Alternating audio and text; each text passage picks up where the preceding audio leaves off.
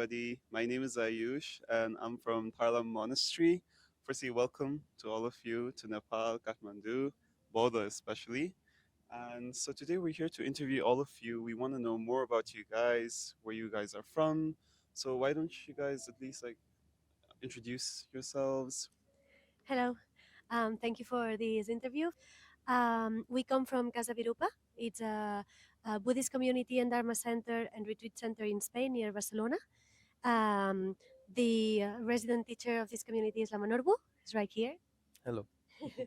And we are part of the community, Oscar and me, Berta, and all the rest are, most of us, we're here receiving the Lamdre. And as an introduction, that's what I would say. Thank you very much. So you guys are from Spain. I have a very particular question that I'm curious about all of you. You guys are a big group, all of you, maybe different backgrounds, different places from Spain itself. So, what sacrifices did you guys make to come to Nepal? Because we all have our normal lives back there. You guys are actually giving 2 months. This is a 2 month long program.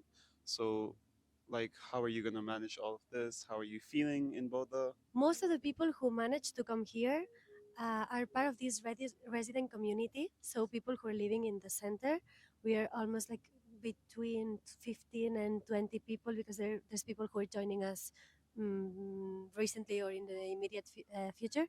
So it's true that our lives, the sacrifices that we had to do are not related to the Landre especially, but to our lifestyle, general lifestyle. So all the challenges of finding jobs that are compatible, flexible enough so that we can attend Dharma teachings, so that we can devote most of our time to volunteering in a Dharma center, so that we can sustain a community and an alternative way of life where Buddhism is a daily practice and not something that comes like a weekend activity or something that comes when big cycles happen.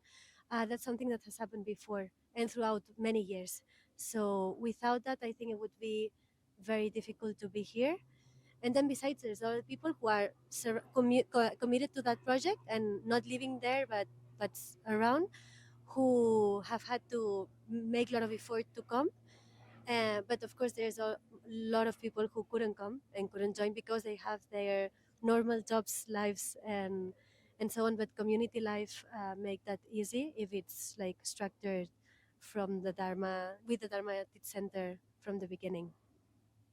So, my other question, you talked about Casa Virupa, and Namanorbu heads Casa Virupa as well. Could you please give us a short introduction about what Casa Virupa is, when it began, what gave the inspiration to open such an institution in Spain? We had the first conversation with His Holiness Gongma Trichen about Casa Virupa in 2014, in fact, 10 years from now.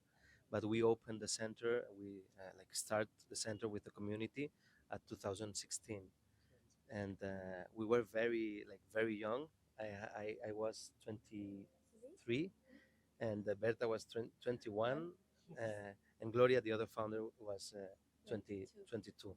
So we were three starting the project, and everyone else joining, in different kind of responsibilities with the center and with the activities. But joining the community, we were three, and we started following His Holiness advice on starting a retreat center, the need of retreat centers in Europe, in Spain. And of course, as youngsters, we wanted to start a center um, that can fulfill kind of our wishes. When we started practicing Dharma, we wanted to find a center like this. So it's like starting the center that we would love to have loved to find when we were younger. no? So that's the main purpose. So, you told that you started it from a very young age, 22, 23, 21. Mm. So, what was your idea, or what is your idea of Buddhism? Has it changed or developed with the Dharma itself? So for me, maybe it's interesting because I was one of the friends who saw the beginning of Casa Virupa from the outside. And so for me, it was very interesting to see they were very young people, but who had a very clear commitment to deepening their understanding of their own minds, of the Buddha Dharma, of how to relate to others in a more careful and attentive way, and how to benefit others as much as possible, right? And so I think for me, from the outside, that was the first impression. And but then also, as the years went along, I saw that there was a work that Lama Norbu was doing that was really impressive about translating the Dharma, the traditional, like real Dharma, into a language that was closer to our own lives and to our daily lives, and that would make sense when you were commuting in the metro and going to work or to university, and suddenly, yeah, or to party, and suddenly you were remembering some things. You were like, wow, like I can also practice in this context. And so for me, that's the magic of Lama Norbu's teachings, and also of Casa Virupa as a project, because it really has that aim of bringing the Dharma closer to our daily lives, because that's where all the masters tell us that that's where it matters most in daily lives, not in like fancy contexts or rituals or exceptional events, right? Of course, those are fantastic and wonderful too. But So I see a lot of young people, young faces. What is the one advice, or maybe a couple of advices that you give to any young teenager or like any young person who comes to Casa Virupa with questions about Buddhism and about this eagerness to learn about Buddha Dharma? What is your first go-to advice? Um, yeah, I think I would say to ask questions and yeah, question the tradition, question the masters, like kind of, yeah. I think that's because there you can find truth in the practice of the teachers, no, and in Buddhism. So sometimes maybe in Europe we're quite trained to ask questions and I mean be a little bit critical, okay, have a critical thinking, yeah. But I would yeah recommend to people to ask questions to the teachers, like really try to understand things, not just accept the teachings. So it's more of a Socratic way of learning. Yeah, You ask indeed. questions more and you receive the answers to it. Yes, That is yes. very nice. Mm. And Can I add yes, something? Mm. I'm thinking the way Lama teaches. Well, there's two things. One, well, as the Buddha did, he relies on the question, so the interest that's expressed to present the Dharma. It's not like I will come here and tell you my story independently of whether you are interested or not. It makes sense because it adapts to the concerns and interest of that person, audience, generation, public, age. I mean, everything's taken into account. I think that's very beautiful. But then I'm thinking that in most of the teachings and or introductions to Buddhism, especially, you have to give a lot of context to debunk or discard all the preconceptions that people have towards Buddhism or religion or whatever, so that we can start a real conversation or a real like listening to anything new. So I'm thinking that that's why I guess you take questions to be a good sign, because it means you don't know what's to come. And even if we have a lot of critical thinking in Europe, we also have a lot of preconceptions, and so that's something that you have to deal with a lot. We cannot take for granted that people understand what Buddhism is in our outside Asia. So there's a lot of this work of connecting by discarding what has nothing to do with Buddhism in its essence. so another question out of the topic, but is this your first time in Nepal, all of yours? No, No, it's not. no. Would It's, you like I to think at yeah, least give it's what was your last? my first visit was in 2010, and my last visit was in 2019, 19, yeah, before the pandemic and everything. And yeah, I've been I think 7 times or something. So yeah, pilgrimage and yeah, the complete path in IBA as well, which is this beautiful also teaching that His Holiness Ranavas Rinpoche is offering to mostly to Western people. It's yeah, Nepal is always beautiful and always It's always worth it to It's home come. for you. It's home, yeah. When we arrive to Boda, it's like arriving home, yeah. Somehow, yes. So, if you guys can raise your hands, if this is your first Lamdre teaching, Yeah, first first Lamdre. Lamdre. Yeah, for most of us. Ah, Yes, yes. interesting. In Spain, His Holiness Gongma Trichen, we have the great fortune to have His Holiness Gongma Trichen in Spain, 2014, Mm-hmm. giving the Hevasra cycle with all the empowerments and so. I see. But I see. the Lamdre, as it is, it's the first time. Yes. Interesting. And how has your experience in Tharlam Monastery been? How are the people? How is the service there? Are you Yeah, guys having fun there? yeah. Just like Monsieur Oscar. everybody. Yeah, I mean it's great. It's amazing that something like this can happen with so many people coming from so many different places, and so that is really beautiful. Sometimes it's quite hectic because we have to also deal with so many people, Yeah. right? But at the same time, like it's normal. Everyone wants to have this precious teaching, so it's very easy to empathize with everyone and share yeah, and have this, yeah. So it's been really great. I think we're very thankful to Desong Rinpoche for having requested this teaching and having opened the possibility for Westerners to come and listen to this incredible translation by Lama Chodak. And so we are very thankful and very happy to be here. Thank you very much. Also, thank you, Deshing Rinpoche. Okay, maybe a question to everybody here as well. How has your experience in Buddha Dharma been? Has there been any challenging time in your life that you felt that Buddha Dharma and the teachings of Buddha really helped you pass through or like deal with or cope with? Anybody? Right. So the question was a little bit like, how has Buddhism or Dharma helped? And I, at least personally, I have a lot of tendency of intellectualizing things, or perhaps lack it like a lot of westerns, perhaps like with a crisis of meaning. Um, and I think it's also important to know that it's not, for me, Dharma is not like an abstract idea. It's really embodied in a very clear reference, and for me that's Lama Norbu. So in terms of like how has it helped me, or how has it it allowed me to put words to certain feelings, or um, a kind of empty feelings, perhaps.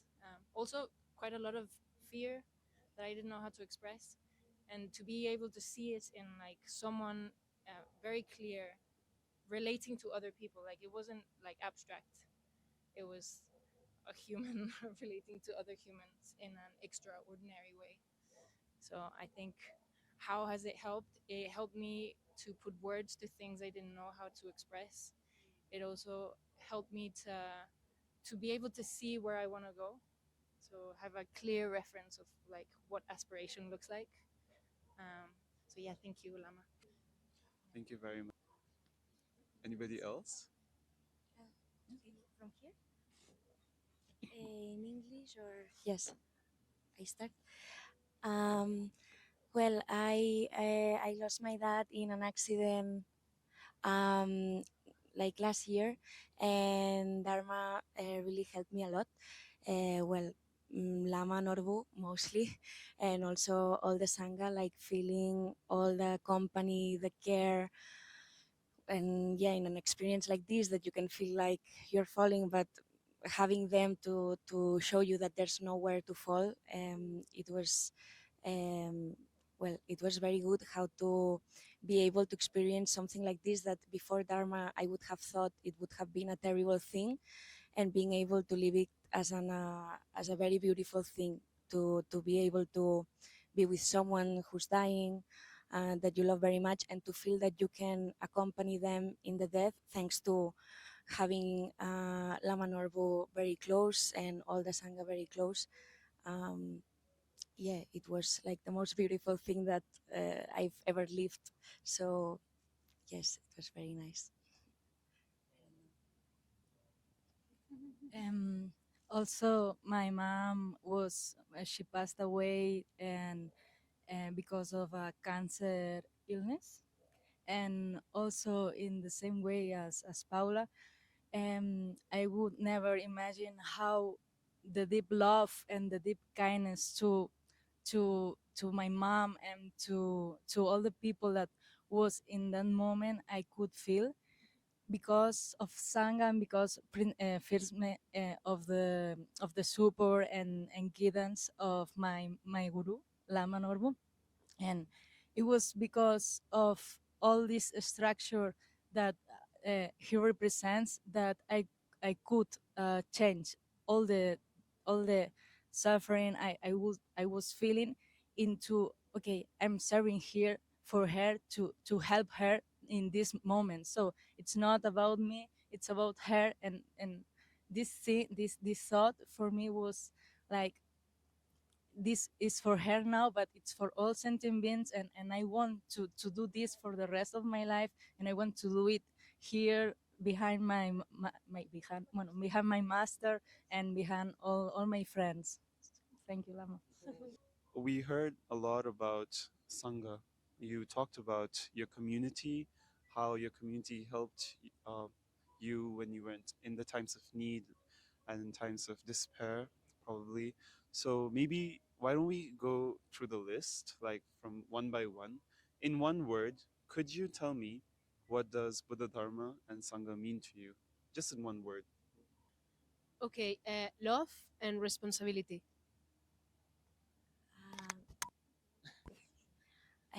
Truth and love as well. Action and work hard. I would say love and necessary. Generosity. Generosity. Cause and effect. Lamdre.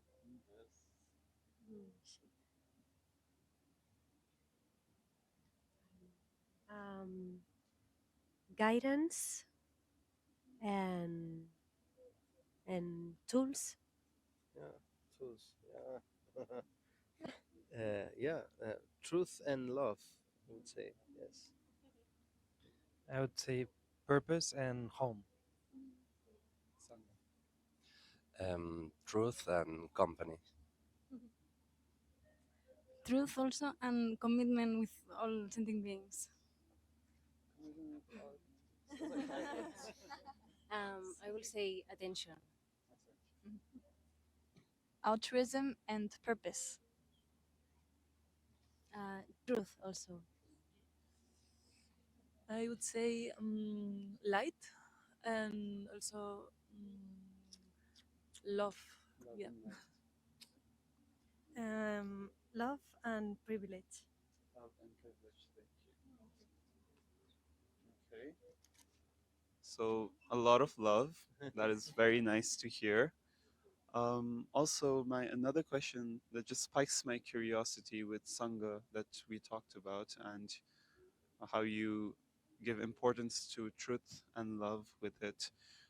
There is also that what we see here is a community of Europeans from Spain inheriting a tradition from Tibet, from India, the Buddha Dharma that came with it, all the way to Europe. How do you feel that responsibility, that burden on your shoulders to inherit such a tradition, while such traditions are also in times of they're fading in some level, and your community, Casa Virupa, is inheriting it, you're prolonging it, you are spreading it more in Europe. So how do you feel about it? Um, I think we are quite aware of that movement. We know that Buddhism is decreasing somehow, so we feel that responsibility. Um, at the same time, it's like this movement is something natural that that Buddhism has always went through, and that's happening in the West now. And we are confident that as Buddhism talks about something that's true and that's meaningful for everyone, this kind of translation that we are in which we are contributing can happen and will take roots in different cultures and spaces. It's true that sometimes um, we felt maybe it would be easier to take these steps with a tradition that's also aware of this need of spreading the dharma and expressing it in different forms, to adapting it to different audiences, and which is more open. We cannot all do this, and we understand Buddhism. That's one of the things that I think we enjoy the most. It's to understand Dharma as a collaborative effort that can be expressed in very diverse forms and that can be practiced in different ways, and all of them can be useful. But maybe it would be easier if all the tradition could appreciate these efforts that younger generations in different countries have to undertake to make Buddhism, to show that it's relevant. Because if Buddhism doesn't engage in new context and its traditional homes are not the places where it's spreading, if it's not meaningful to different people, it will die. And we all agree that we don't want it to die. So we are very happy of, I mean, carrying that burden, but we think it would be easier if we could all appreciate the ways in which Buddhism is making it's made relevant in different contexts. Yeah, and it's also, I think, what all the great masters that we follow say, right? Like you have to adapt Buddhism to your daily life, to your cultural context, to whatever makes sense to you. And I think that, as I was saying before, what Lama Norbu does so extremely well. But so sometimes I guess it's that intention of the great masters that we feel might be more manifested in the day-to-day kind of sangha in these places, or even in Europe also, where we feel like maybe sometimes there's a sort of rigidity about the cultural manifestation of Buddhism, and it has manifested in so many different ways throughout history. And even in the transition from India to Tibet, right, there were a lot of things that changed, but we're still practicing the same text, like Lamdre, for example. And so that is beautiful that we can hold such a tradition and read it again in a different context with, of course, a rigor and both intellectual and spiritual and practice level. But we have to find new ways of it manifesting. And so it would be great to have this sense of it being a collaborative effort. And so I think we're finding our allies here and there, and Desung Rinpoche is one of them. We feel like there's a sort of tone of this trying to make the Dharma into a more like mm, contemporary thing, and like that is more compelling to younger people and people with different experiences and so on. And so we'll continue to look for allies, and if you know any, let us know. We're all interested in the expansion and of Buddhism, because we believe it what makes most sense. So yeah. No, it's just that it's one of the most important instructions that we have from our gurus. No? So it's like just trying to fulfill our gurus' wishes. So that's it. Wow, thank you very much for that. Yes, I do agree with your opinions as well. We at Tharlam are also we're also happy to know that there's such a diverse community. Dishung Rinpoche especially is very happy to see this wide, diverse group of people coming, receiving such a sacred and such important teaching. Lamdre is not a small deal, and we're so happy that you are here, that Casa Virupa is getting it for the first time as well. Is there anything or any experiences that you would like to share in Nepal? Maybe taking like what you like the most, taking Kora and Bodha at night, going to different religious places, because I've seen you guys also went for Nekor with Dungsa Rinpoche and Jisuma a few weeks back, I think. So how was that experience? Or maybe any favorite time in Nepal that you guys are enjoying the most? Yeah, we always say that it's always meaningful to just to be in Boda, no? Because it's always sacred, no? It's like you're always doing something, no? Like something meaningful.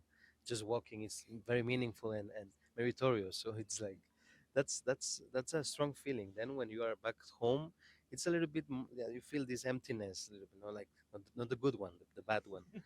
And so that's one of the and I think the amazing, beautiful pilgrimage places that Nepal has. I mean, wow. Yesterday we were at Tumik Janjuk, the Guru Rinpoche's cave. It is so great, so powerful, so beautiful to see also practitioners like Jetsun, this Nakpa, who did 28 years of retreat there. Um, and he received a lot of instructions from His Holiness Gongma Trichen um, several times. So it's so inspiring to see these places like um, um, where they are alive, and also practitioners keeping the practice alive. So that's one of the I think few things that inspires us, and we are always missing Nepal because of these kind of things. Yes. And for us, of course, it's really a privilege to go with him, with Rama, because he has such a clear connection to these places and to the practice behind them and so on. So it's really beautiful to feel like that enthusiasm is contagious, and we all of a sudden are really astounded in front of a rock, or you know, and but it's about that, right? Like, so yeah, it's really beautiful. Um, so I wanted to say that it's been really great to do all these pilgrimages, but it's also been great to live right next to the stupa. Like our daily life is like when we're going towards the monastery, the first thing we see is the stupa. So to have this amazing, these amazing eyes of the Buddhas um, in our daily life here, and to be able to do these, to do the chorus together in the evenings, and to see that there's always people going around and around, and the Dharma is alive, and it's always the wheel of Dharma is like always kind of turning, spinning, and also in this sort of oasis of Bodha, where everywhere, almost everywhere you look, there's like a Dharma symbol.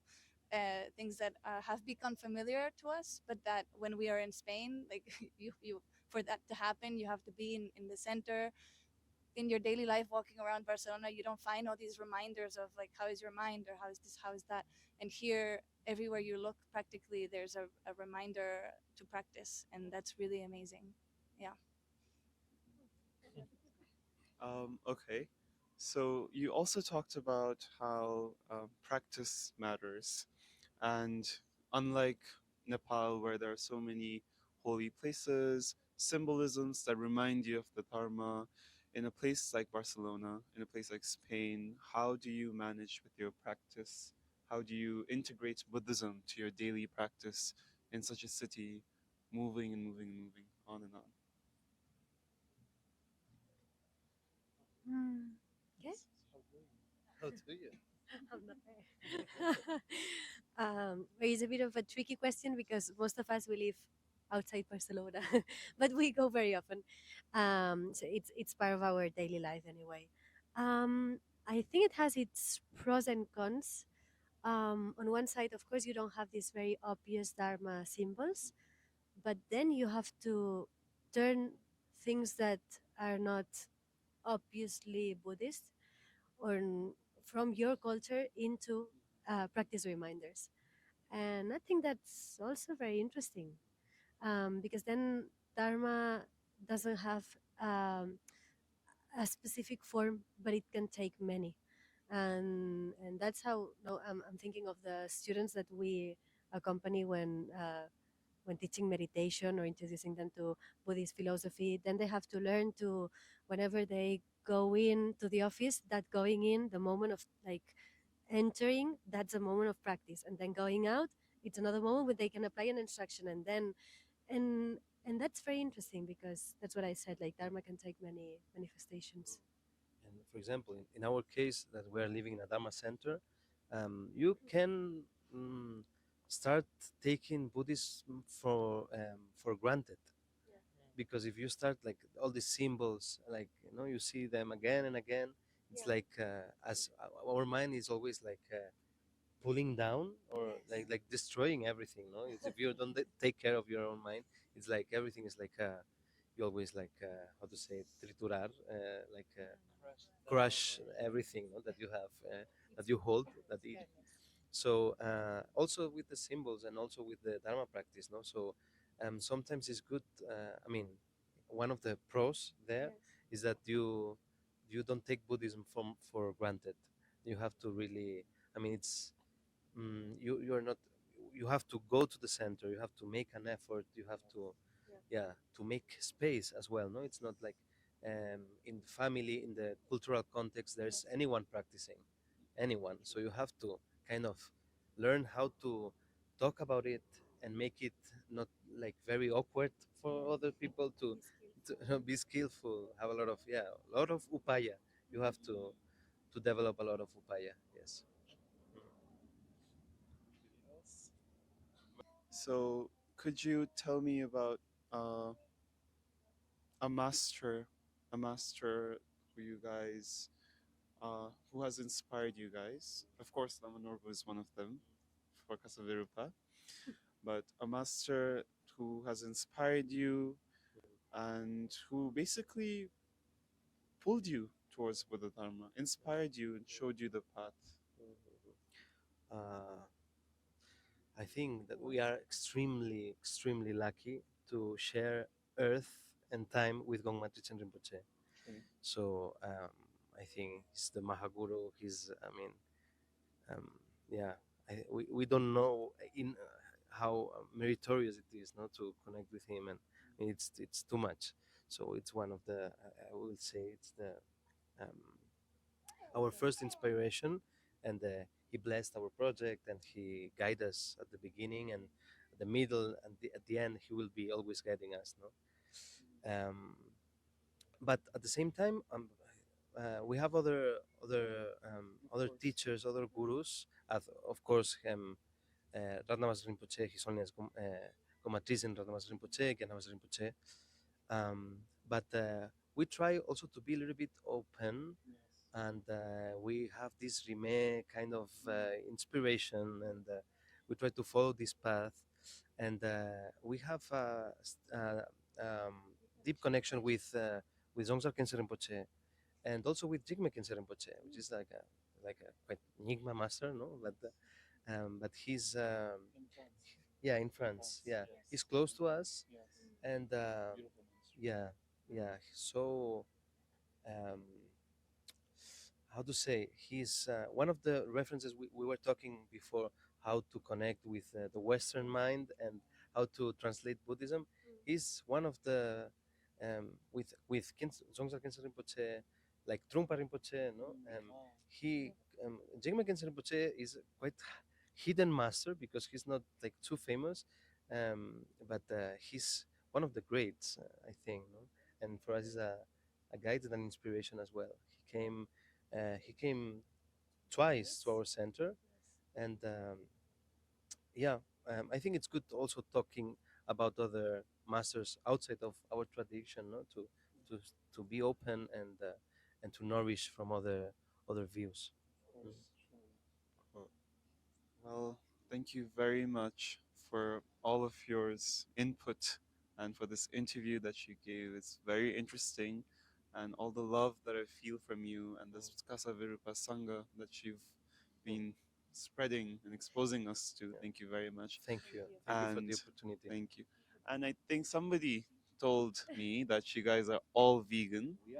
You guys are all vegan, Proud vegan. proud Proud, vegans. yeah, we're So proud. my final question: how, why, who inspired, how did it come to, and maybe your experience in Nepal or any country that you visit for your pilgrimages, how do you adapt to it? Well, well, now if we think about it, veganism is like so in tune with the commitment of not hurting sentient beings. That to us now it's obvious, but of course there's been a process behind. And when we started practicing Buddhism, we were not vegan. Some of us were vegetarian, some of us were not. And as the practice kept maturing, and in the way we did, which was making the practice something very daily, very that made us review our decisions, the effect of our actions, how we could make this be a little bit more coherent with the Bodhisattva path and our vows and everything. Veganism became something quite like a natural consequence of our practice. It's true here that it was crucial, I think, to have inspiring vegan people who were not angry at us for not being that, and that's important. And as we and actually it came from people who were not Buddhist but who were interested in our path, and then we started a very honest, open-minded conversation and exchange. And of course, now I'm thinking of one person, but it could be more. They started learning and opening to Buddhist practice and ideas, and we did, because we can see in things that are outside Buddhism very useful tools to make our practice more efficient, more coherent, and more kind, basically. So that's what happened with us with Buddhism. And it's also true that living in a community, well, it makes things easier. There's a lot of structure, so we make sure that everything in Casa Virupa is vegan and doesn't entail animal suffering as much as we can. And and we try to be also, that's something that has happened, like we try to be an inspiration for other people without being this typical angry vegan activist. And that's a pity, because what they are committed to, it's super necessary for in every sense, ecologically, ethically. But it's difficult to be inspired by someone who's angry. And maybe a little thing, like that's a bit of an anecdote, but the first publication that we did in Casa Virupa, because then we did other books and translations and so on, was a recipe book, which is called Resistance from the Kitchen. and and it's basically like offering vegan recipes, but also like an interview with Lama Norbu to relate veganism with the practice, presenting some Buddhist key concepts like compassion, interdependence, etc., that were backing up this decision and way of nourishing. And and and that's how it went. Oh yes, and the prologue was written one by Jigme Khyentse Rinpoche, who is also an inspiring beacon in veganism, and Dagmo Kalden, about who we were talking about like earlier. So we are very happy also with of connecting with these people through a decision that we do 3 times or 5 times a day. Mm. And we found that there are a lot of fake news surrounding the veganism in and also in Buddhist environments.